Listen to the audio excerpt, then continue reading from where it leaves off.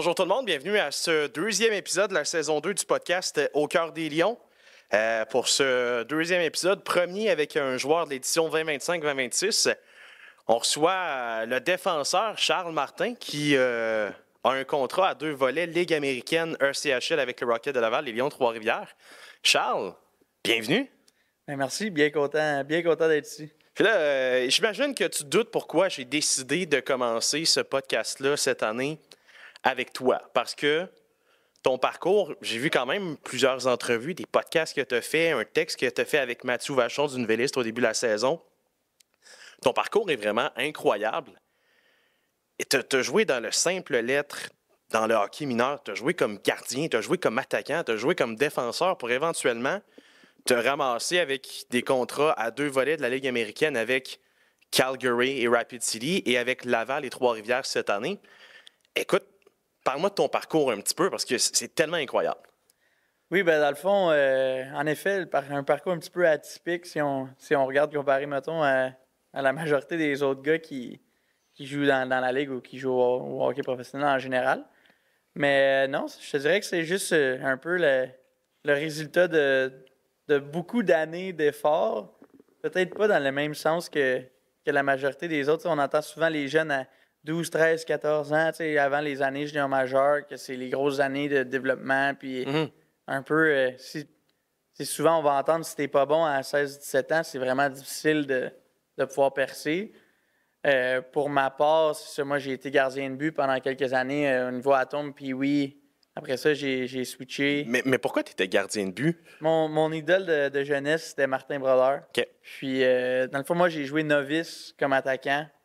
Puis, après la dernière game de ma dernière année novice, j'ai dit à mon père que je voulais être gardien de but l'année d'après. Il était un petit peu surpris au début, mais c'est ça que tu veux faire, on va le faire. Fait que j'ai eu bien du fun. Je l'ai fait pendant comme 3 ans et quelques peu après, j'ai comme lâché au milieu de la dernière année. Mais là, avant que tu poursuives, je n'ai pas le choix de te poser la question. Parce que, tu sais, bon, avec les Lions, il y a 3 gardiens. Il y a Hunter Jones, il y a Ben Gaudreau, il y a Vincent Duplessis. Mais admettons que pour des circonstances exceptionnelles, on a besoin d'un 4e gardien. T'es-tu un peu le 4e gardien de l'équipe? Ou... Je sais pas, honnêtement. Des fois, je le dis à la blague, j'ai arrêté de gauler un petit peu parce que je trouvais que les rondelles commençaient à rentrer fortes pas mal. Fait que je sais pas si dans le niveau professionnel, ça serait bon pour moi d'être dans le net. Je sais qu'ils ont bien de l'équipement, mais quand même. Honnêtement, j'ai jamais vraiment remis les pads. Je les ai mis une couple de fois, mettons, par après. Je me rappelle quand je pense que j'étais en secondaire 3, puis je jouais pour mon école secondaire comme dans des petits tournois, mais j'étais le gardien de but de l'équipe au secondaire. Puis je jouais comme défenseur à la ville. Je faisais un petit peu les deux pendant une certaine saison, mais depuis ce temps-là, j'ai jamais remis les pads. Fait que ça serait difficile, je pense. Puis, tu sais, tu as parlé un petit peu de ton niveau junior et tout.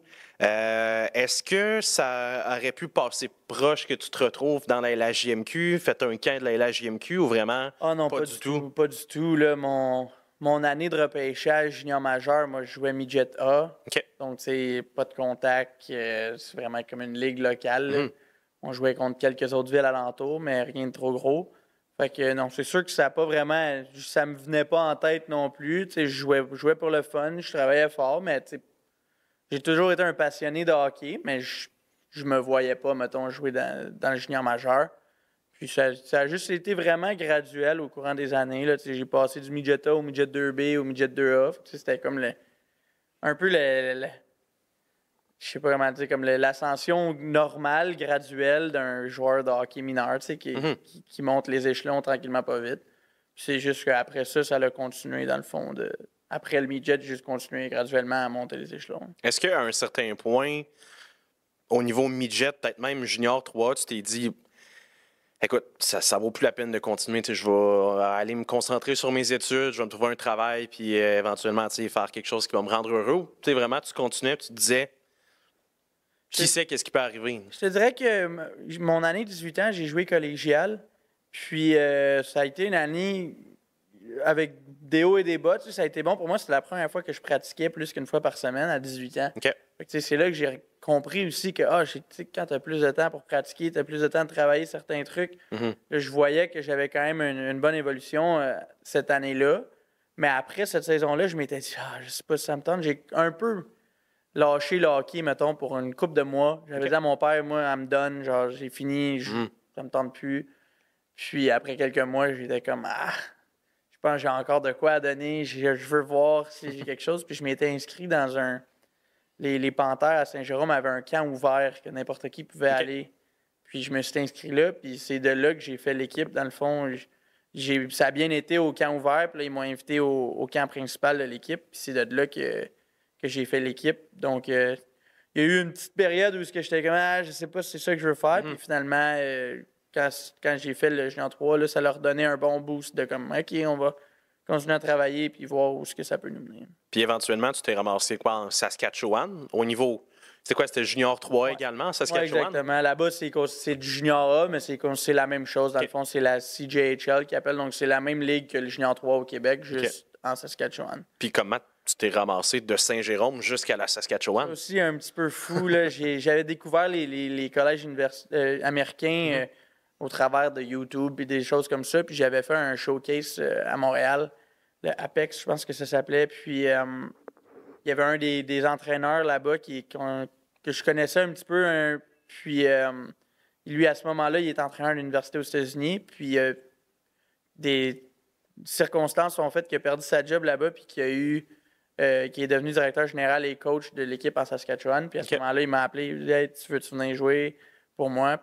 Puis là, j'ai trouvé ça que c'était une belle opportunité parce que c'est quand même difficile d'avoir de la visibilité, surtout si on parle, là, ça fait, là, je vais te dire que je suis vieux, mais ça fait quasiment t'as quoi, t'as 27 ans, 8-9 ans que c'est arrivé. Puis dans ce temps-là, il n'y avait pas les gars juniors majeurs qui pouvaient aller universitaire et tout ça. Donc, il n'y avait pas beaucoup de visibilité au Québec pour les collèges américains. Fait que je me suis dit qu'en allant là-bas, ça allait me donner une meilleure visibilité, une meilleure chance de pouvoir poursuivre par la suite. Puis, heureusement, ça a quand même fonctionné. Puis, quand tu t'es retrouvé en Saskatchewan, t'avais quoi, 18-19 ans? J'avais 20 ans. C'était ma dernière année junior. Donc, c'était un peu le tout pour le tout. Là. Sachant que, tu sais, surtout dans le temps, le U-Sports, mettons, les collèges canadiens, c'était majoritairement des gars qui sortaient du junior majeur qui allaient jouer là. Fait que je me suis dit, si je veux jouer à l'université, il va falloir que j'aille aux États-Unis. Fait que, non, ça a super bien été là-bas. C'était ma dernière année junior. Fait que, en même temps, j'étais un 20 ans qui joue contre des 17, 18, 19. Fait que c'est un peu ton année qu'il faut que tu en profites pour que tu puisses démontrer ce que tu as. Fait que, non, ça a super bien été là-bas. Puis quand tu es arrivé là-bas, est-ce qu'il y avait d'autres joueurs québécois, d'autres francophones, ou toi, tu arrives là? OK, Il y avait un autre Québécois avec moi. Puis, le coach était québécois aussi, donc il y avait cette facilité-là un petit peu. Je parlais presque pas anglais, là, vraiment très, très, très limité. Puis là-bas, on était dans des résidences, toute l'équipe ensemble, donc je me forçais à aller jouer, pas jouer, mais comme à hang out avec les gars un peu pour m'assurer que mon anglais se développe. Puis au courant de cette année-là, ça a quand même devenu assez confortable. Puis après ça, je suis allé à l'université aux États-Unis. Fait que là, ça l'a vraiment...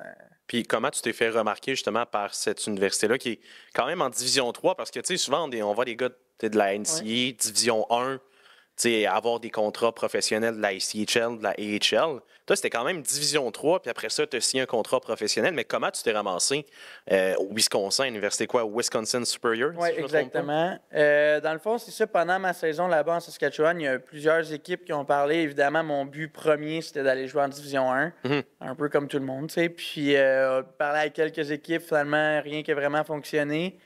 Puis, vers la fin de la saison, eux, ils m'ont appelé. J'aimais bien le programme. Il y avait bien des choses que j'appréciais par rapport à ce programme-là, justement. Puis, j'ai été surpris quand même quand j'étais arrivé. J'avais eu une très bonne saison junior. Puis là, je me disais, j'étais un peu sur le bubble des 1, des 3. Finalement, quand j'étais arrivé là, j'ai vu le niveau de hockey. J'étais comme, OK, c'est tous des gars qui étaient bubble des 1, des 3, qui étaient, mettons, peut-être pas le meilleur joueur de leur équipe junior A, mais les deuxième, troisième de toutes ces équipes-là. Il y a quand même des très bons joueurs. Okay. Puis, même là-bas, mettons, ça a été graduel aussi. Ma première année, j'ai joué la majorité des matchs pendant les 4 saisons que j'ai été là-bas, mais j'avais pas le même rôle, mettons, ma première année que j'avais ma dernière année. Fait qu'encore là, ça a été graduel. Puis, moins de matchs là-bas, plus de temps dans le gym, plus de pratique. Ça m'a donné le temps de m'épanouir sur un autre. Je suis sorti de là à 25 ans, je suis sorti de l'université. Fait que j'étais vraiment rendu là dans mon développement, je pense. Puis après ça, bon, c'est à la fin de la saison 2023. Je pense que c'est 22-23. 22-23, tu as signé avec Rapid City. Signé à Rapid City. Ça s'est fait encore là super vite. Quand ma saison universitaire elle a fini, 2 jours plus tard, je partais pour Rapid City, que je savais aucune idée c'était où, je savais pas c'était quoi. Quand ils m'ont appelé, j'étais juste vraiment surpris et content d'avoir un appel d'une équipe de la ECHL. Pour être réaliste, à ce moment-là, oui, on essayait, on avait même parlé avec les Lions à ce moment-là, puis finalement, ça n'avait pas fonctionné. Puis, je m'attendais pas nécessairement à me trouver quelque chose. Puis là, eux, ils ont appelé, ils étaient genre, on a besoin de toi là. Fait que je me suis pointé là-bas, puis ça a vraiment bien été en partant. Puis, tu sais, des gars provenant de la Division 3 de la NCAA qui se ramassent professionnels du jour au lendemain, j'imagine qu'il n'y en a quand même pas tant que ça. Là. Il n'y en a pas tant que ça. Je te dirais que dans la ECHL, il y en a peut-être plus qu'on pense. OK. Je te dirais que le nombre il diminue de plus en plus maintenant avec les gars qui passent de la Ligue canadienne aux Division 1. Il va y avoir d'après moi, plus de joueurs qui vont sortir de Division 1 que de Division 3. OK. Mais, tu sais, mettons, moi, si je pense à... de mon programme, je pense qu'il y a encore 4 gars qui jouent dans l'ECHL en ce moment. Okay. Il y a quand même quelques joueurs, mais c'est quand même assez unique pour un programme d'en avoir autant. Puis, mettons, sur des contrats de la Ligue américaine, il y en a... Je pense qu'on est 2. OK. Quand même. Ça, c'est vraiment pas beaucoup. Ouais.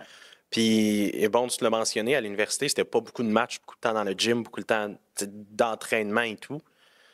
Jusqu'au niveau professionnel, vous veux pas, la East Coast, c'est quoi? C'est 72 matchs dans une saison, c'est le voyagement, c'est des 3 en 3, puis des fois, c'est un match le vendredi soir à une place, le samedi à une autre place, puis très rarement, mais ça arrive des fois le dimanche à une 3e place. Comment tu as vécu cette adaptation-là?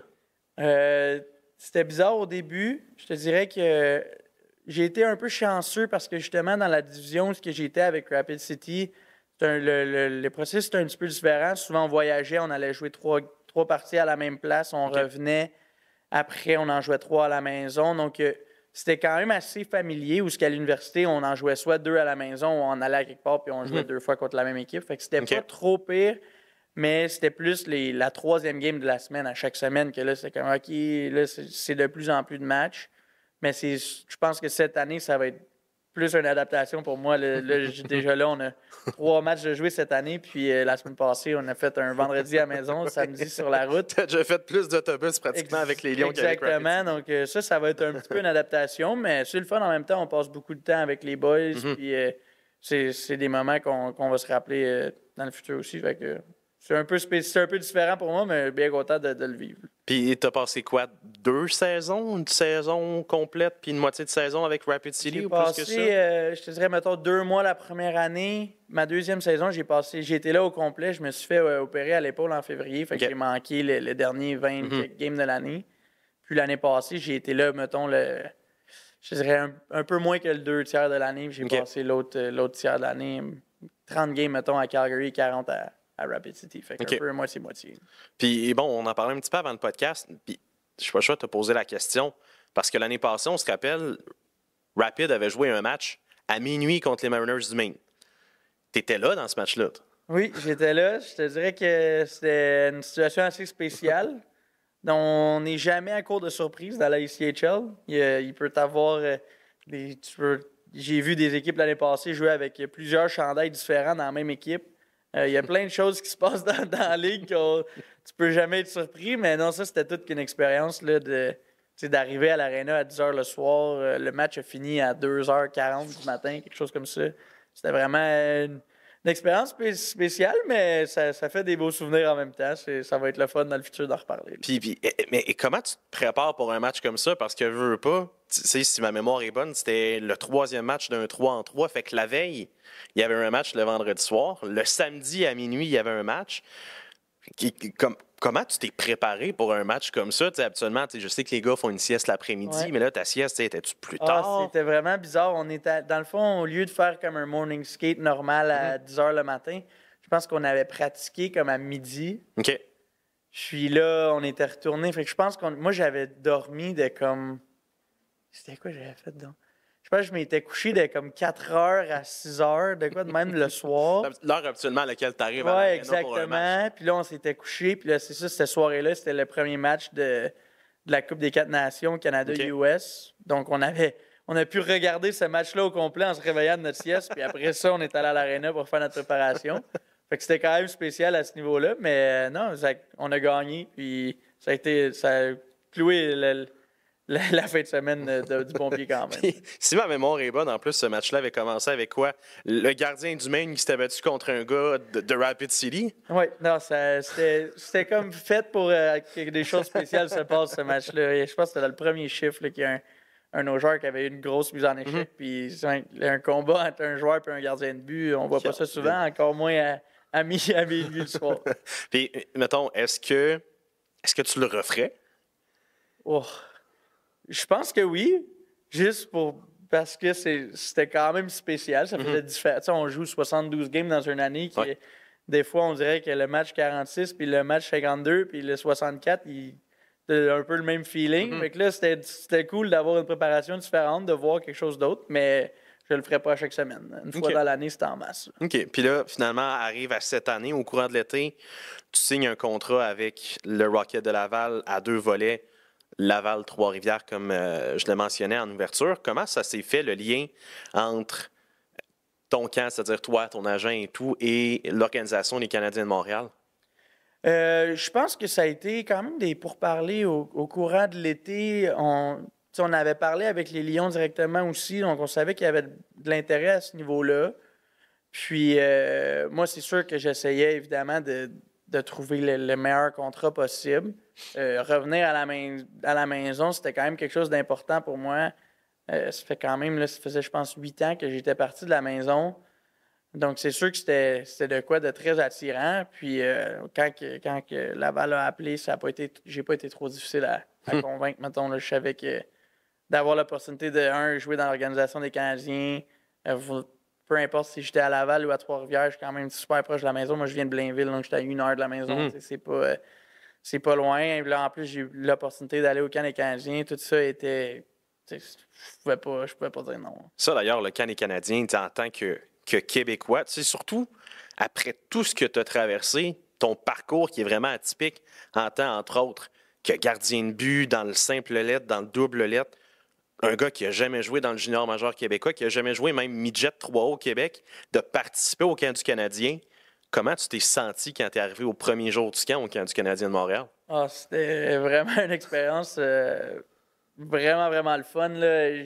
C'était quand même stressant, je te dirais, au début. Tout l'été, j'y pensais beaucoup. Ça a été de la motivation assez facile, mettons, pour m'entraîner cet été. Puis tout ça, d'arriver prêt, je me suis dit, je voulais pas avoir l'air fou non plus.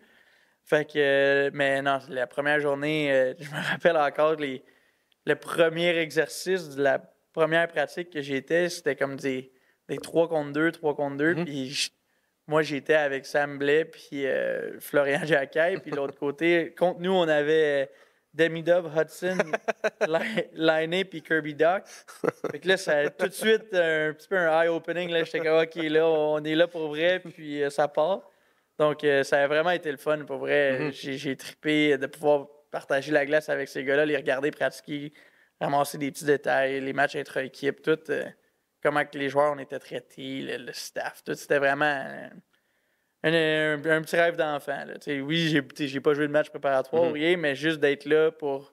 J'étais arrivé une couple de semaines avant en plus, fait que vraiment pour faire partie de l'organisation, d'être au complexe à Brossard pendant 1 mois, là, ça a été vraiment mettons que ça a été un des plus beaux mois de ma vie, là, le mois de septembre. Puis tu l'as dit, t'as pas joué de match préparatoire, mais je pense que tu as quand même enfilé le chandail du Canadien officiel pour ta photo, ton headshot, ce qu'on appelle. Ouais. Fait que ça devait être... Tu te vois dans le miroir avec ce chandail-là, tu te dis...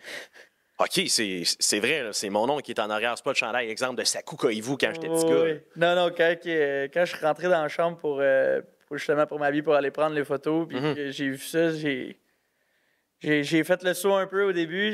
Quand je l'ai mis sur le dos, je suis allé voir dans le miroir. J'étais genre, OK, là, c'est vrai, là, je suis ici pour vrai. Puis non, c'était vraiment, vraiment cool de pouvoir vivre toute cette expérience-là. Puis, t'as-tu pu le garder, ce chandail-là? Non, malheureusement, je ne l'ai pas, mais j'ai pris une photo de chandail pour être sûr qu'au moins j'ai ça dans mes souvenirs. Je peux dire, c'est vrai, regarde, je l'ai dans mes photos. Puis écoute, finalement, tu te ramasses, après ça, tu as fait le camp du Rocket, puis là, tu te retrouves à Trois-Rivières. Comment ça se passe ton début de saison jusqu'à maintenant?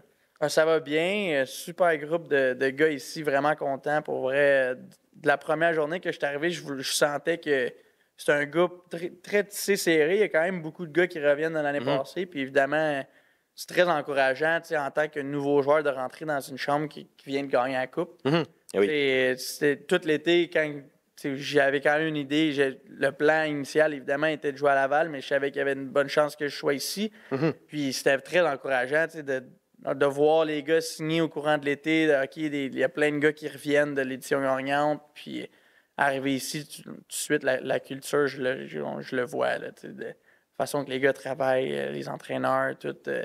Vraiment, c'est vraiment agréable. Puis là, on a quand même un bon début de saison. Moins bonne game la dernière, mais on va remettre ça sur la track cette semaine. Puis non, j'ai vraiment excité d'être ici pour. Puis justement, quand tu étais, veux pas, le 17 octobre dernier, tu étais au banc. Après ça, tu étais sur la glace quand la bannière des champions de la Coupe Kelly a été hissée au plafond du Colisée. Est-ce que pour toi, c'est une motivation supplémentaire de dire, écoute, je veux vivre ce feeling-là aussi? Parce que veux pas, c'est pas pour mal parler, mais les dernières années à Rapid City, ça a été un peu plus difficile, veux pas sur le plan hockey. 100%. Je l'ai dit ouvertement aussi. Moi, cette année, je veux jouer dans les séries. J'ai jamais fait les séries dans mes années professionnelles.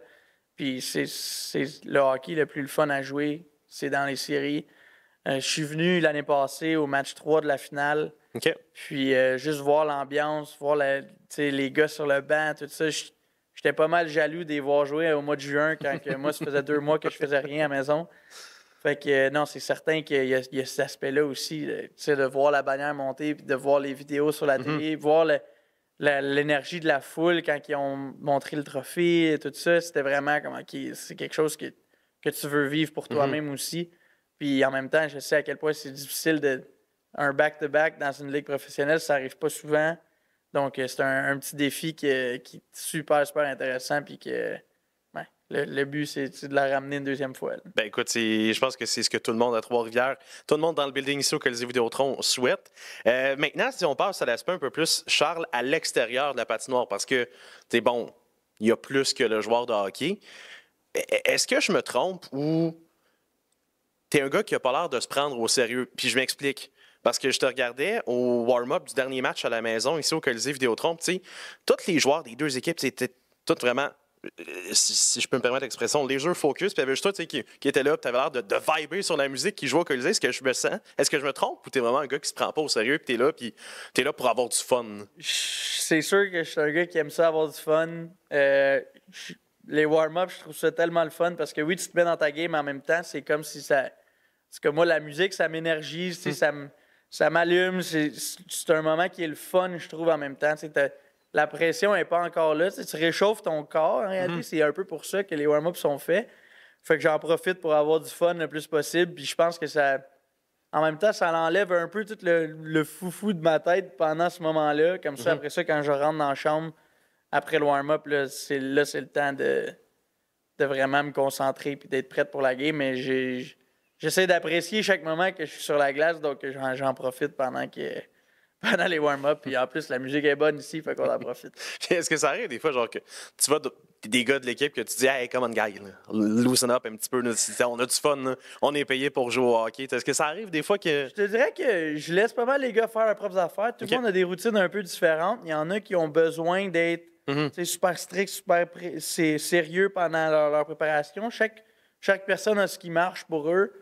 Moi, je garde le 2h30 de game pour que ça soit ça, que ce moment-là. Si il faut que je sois concentré pendant 5 heures, ça se peut que à un moment donné, je parte et que je sois dans l'une un peu. Fait que j'aime mieux.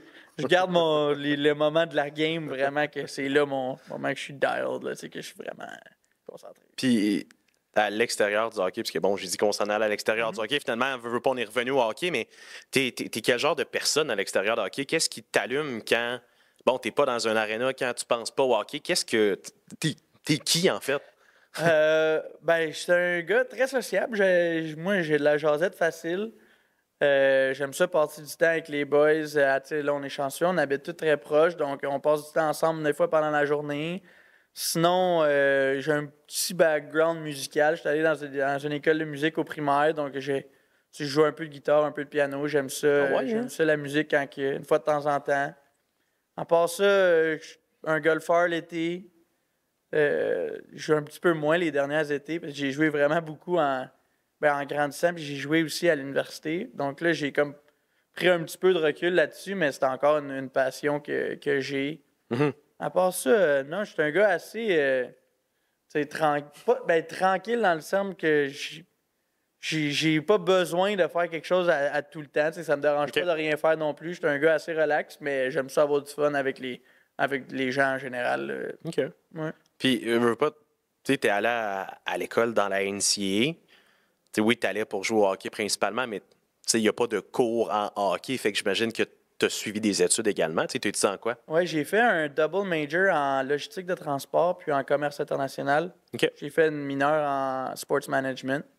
Fait que j'ai ça aussi dans la poche arrière que, tu sais, si jamais, ça risque pas d'arriver tout de suite, mais si jamais j'étais écœuré de jouer au hockey ou peu importe, au moins j'ai mes études que je vais pouvoir utiliser. Mais non, je pense que l'université, ça a été super bien parce que, tu apprends sur plein de choses, Mhm.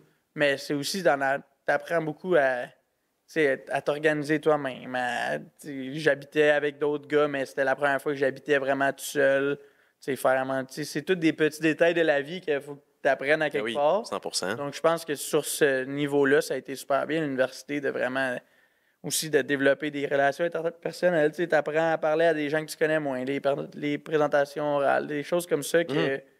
que tu t'en rends des fois pas compte dans la vie en général, mais c'est toutes des choses que tu as appris à l'école que tu peux utiliser dans le futur. Fait que non, en général, mon 4 ans à l'université, oui, ça a été le fun pour le hockey, ça a été bon pour l'école, mais juste pour tous les petits détails de la vie, là, ça a été le fun.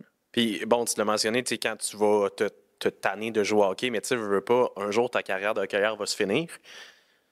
La suite naturelle des choses pour toi, ça serait quoi? Le coaching ou tu veux vraiment t'éloigner du hockey quand tu vas J'ai prendre ta retraite? J'ai de la misère à croire que je vais m'éloigner du hockey.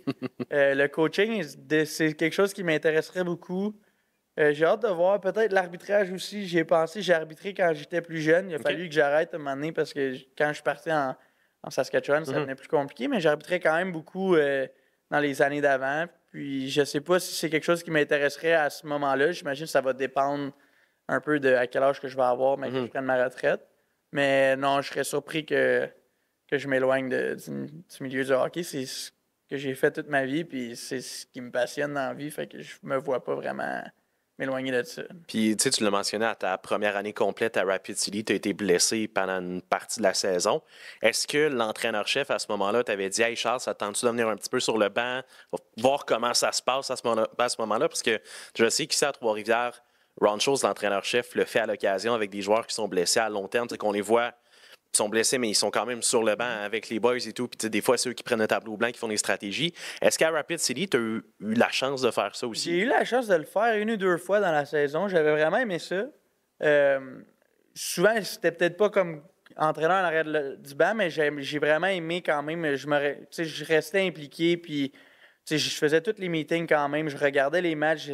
J'avais une très bonne relation avec les entraîneurs là-bas aussi. Donc, Mhm. des fois, si je voyais des petites choses, je n'étais pas gêné d'aller leur dire, puis voir, hey, OK, j'ai vu ça, tu sais, fais ce que tu veux avec.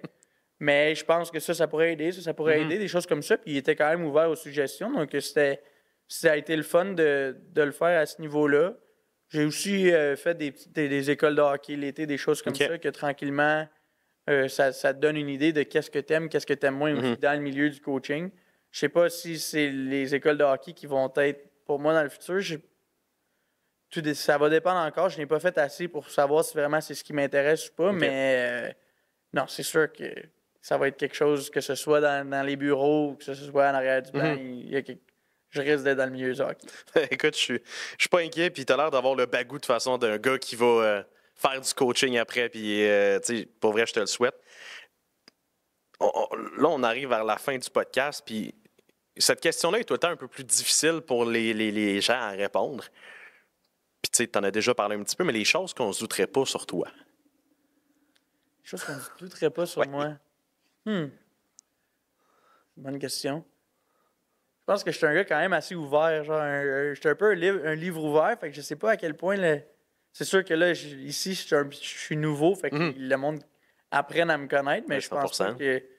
Je pense que j'ai une personnalité assez facile à lire quand même. Que les gens ont pas peur de venir me parler. Puis je suis assez léger. J'aime ça, une atmosphère qui est léger, que tout le monde peut avoir le sourire et du fun. Donc, c'est pas mal ça pour moi, honnêtement. Je sais pas s'il y a quelque chose de. Ben, tu sais, je pense que la spécial. musique, tu sais, ça peut être. La musique, c'est ça peut sûr être que c'est quelque quelque chose chose qu'on sauterait qui est pas, quand même très important pour moi. Tu sais, que ce soit. Tu sais, même si, mettons, tu sais, oui, je joue un petit peu de musique ou je vais regarder de la musique à la télé, il y a tout le temps de la musique OK. qui joue dans ma vie normalement. C'est très rare des moments de silence. Là, tu sais. Donc, OK. ouais, la musique fait une grosse partie dans la vie. OK. Puis en terminant, Charles, écoute, c'est très large comme question, mais qu'est-ce qu'on te souhaite pour la suite? Ah, de la santé. Être en santé, je pense que surtout dans le milieu qu'on fait, c'est pas tout le temps facile. Donc, ça, c'est le numéro un. Puis, les séries. Les séries, ça, c'est l'objectif numéro un. Après ça, on sait que c'est une nouvelle saison, tout peut se passer dans la série. Donc, pour vrai, ouais, de la santé, faire les séries, puis juste continuer à avoir du fun à tous les jours. Moi, c'est juste ça qui me met un sourire d'en face puis qui me donne le goût de me lever le matin. Excellent. Écoute, pas plus compliqué que ça. Merci, Charles. Ben, merci à vous.